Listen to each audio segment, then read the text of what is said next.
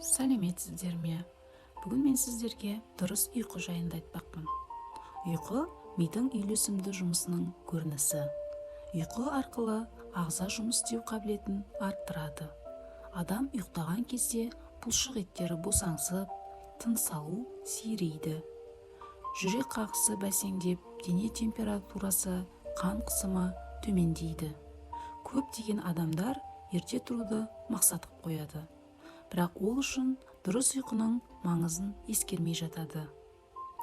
Көбіміз әлеуметтік желілерде отырып, сағаттың түнгі 11-12 болғанын байқамай қаламыз. Нәтижесінде ертесін шаршап оянамыз, баратын жерімізге кешігеміз.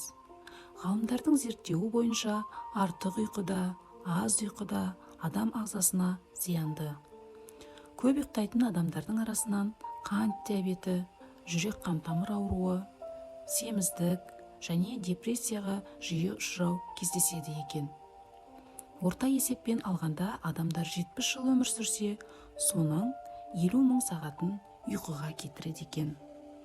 Дұрыс ұйқыны қамтамасыз ету үшін ұйықтар алдында 2-3 сағат бұрын дайындалғаныңыз жөн.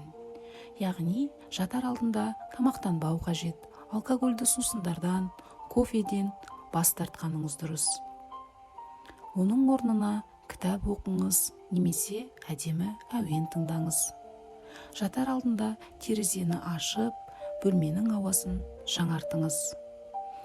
Дұрыс ұйқы сұлулық үшін де маңызды.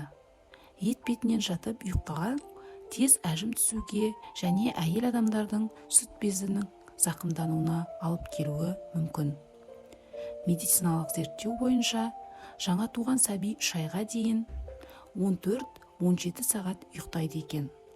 Ал 18 пен 30 жас аралығындағы тәулігіне 7-9 сағат ұйықтау жеткілікті.